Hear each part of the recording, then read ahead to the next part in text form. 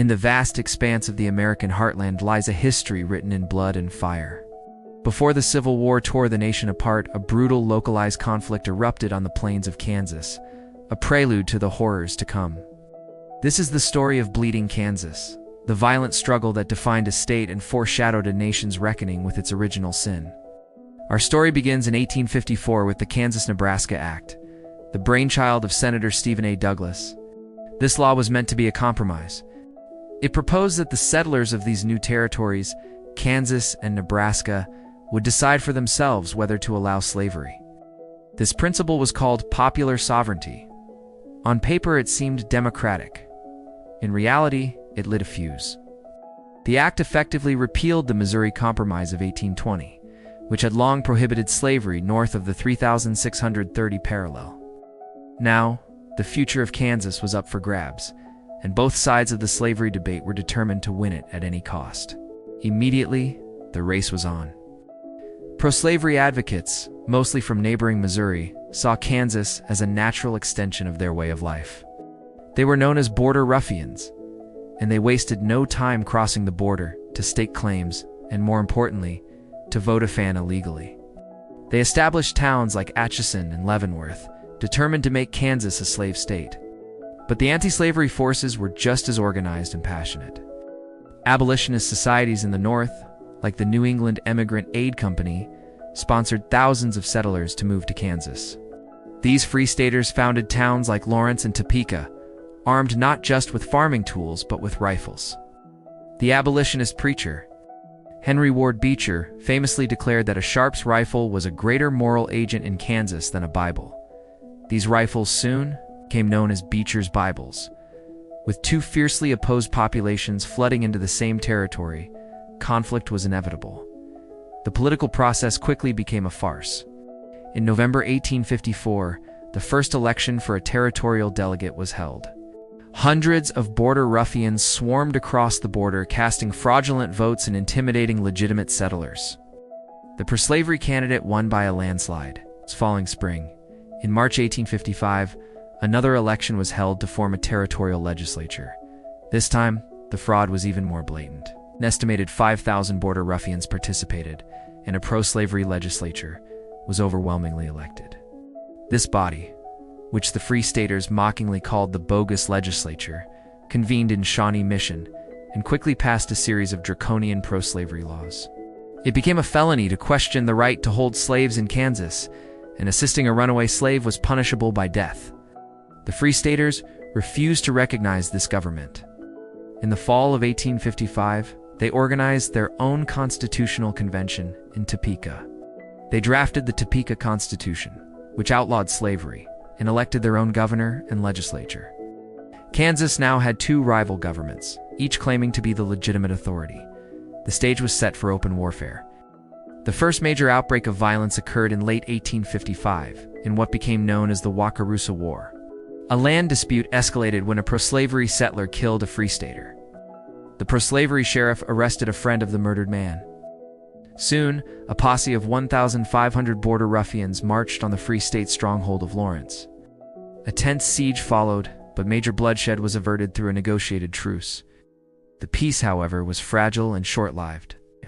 The violence truly exploded in the spring of 1856. On May 21st, a pro-slavery posse, acting under the authority of the bogus legislature, rode into Lawrence. They were there to serve warrants, but their true intention was destruction. They ransacked the town, burned the Free State Hotel to the ground, destroyed 2 newspaper offices, and terrorized the citizens. This event, the sack of Lawrence, horrified the North. The news of the attack spread quickly. It reached a man who would become one of the most infamous figures in American history, John Brown. Brown was a radical abolitionist who believed that slavery was a sin that could only be purged with blood. He was in Kansas with his sons, and upon hearing of the sack of Lawrence and the caning of anti-slavery Senator Charles Sumner on the floor of the U.S. Senate, and Brown was consumed by rage, declared, "Something must be done to show these barbarians that we, too, have rights." 3 nights later, on May 24, 1856, John Brown and a small band of followers, including 4 of his sons, descended on a pro-slavery settlement along Pottawatomie Creek. They dragged 5 pro-slavery men from their cabins and brutally hacked them to death with broadswords. The Pottawatomie Massacre was an act of cold-blooded retaliatory terror. It shocked both sides and plunged Kansas into a full-blown guerrilla war. The summer of 1856 was a season of terror. Pro-slavery and anti-slavery militias roamed the countryside, engaging in ambushes, raids, and skirmishes. The Battle of Blackjack saw John Brown's forces capture a pro-slavery leader. The Battle of Osawatomie saw a much larger pro-slavery force attack and burn Brown's settlement. Houses were burned, crops destroyed, and dozens were killed. The territory earned its grim nickname, Bleeding Kansas. The federal government's response was weak and inconsistent. President Franklin Pierce, sympathetic to the South, recognized the pro-slavery legislature and sent in federal troops. But the troops were often unable or unwilling to stop the violence. The territorial governors he appointed were caught in the middle, and most resigned in frustration. The political struggle continued alongside the violence. In 1857, the pro-slavery forces made another attempt to legitimize their rule. They convened a constitutional convention in the town of Lecompton. Free Staters, by now a clear majority of the actual residents, boycotted the election for delegates. The result was the Lecompton Constitution, a pro-slavery document that was a masterclass in political chicanery. It didn't allow voters to reject the Constitution outright. Instead, they could only vote for the Constitution with slavery or with no slavery. But even the no slavery option contained a clause that protected the property rights of existing slaveholders in Kansas. It was a transparent attempt to force slavery on the state, regardless of the outcome. President James Buchanan, Pierce's successor, made a disastrous political miscalculation. He endorsed the Lecompton Constitution and urged Congress to admit Kansas as a slave state. This move infuriated Northern Democrats, including Stephen Douglas. The original author of the Kansas-Nebraska Act, Douglas broke with the president, arguing that the Lecompton Constitution was a fraud and a mockery of his principle of popular sovereignty. The split shattered the Democratic Party. The House of Representatives ultimately rejected the Lecompton Constitution and sent it back to Kansas for a popular vote. The defeat of the Lecompton Constitution was the turning point. Pro-slavery forces had lost their political leverage. While sporadic violence continued, the tide had turned decisively in favor of the Free Staters. In 1859, a final constitutional convention was held in Wyandotte. This time, it was dominated by anti-slavery delegates. They drafted a constitution that definitively banned slavery in Kansas.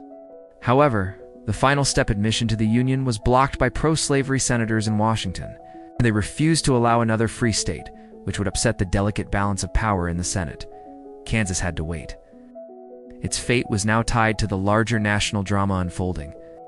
That drama reached its climax with the election of Abraham Lincoln in 1860. The South responded by seceding from the Union.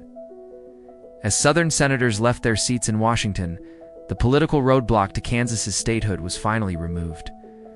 On January 29, 1861, after years of bloodshed, fraud, and political warfare, Kansas was finally admitted to the Union as the 34th state a free state. The struggle for Kansas was over, but the national struggle had just begun.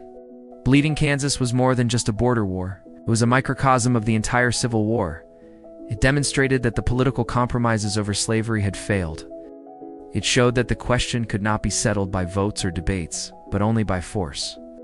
The nearly 200 people who died on the Kansas plains were the first casualties of a conflict that would soon claim the lives of over 600,000 Americans. The violent rehearsal was over. Now, the main act was about to begin. Thank you for watching. If you found this piece of history compelling, please hit the like button and subscribe for more deep dives into the events that shaped our world. We'll see you in the next video.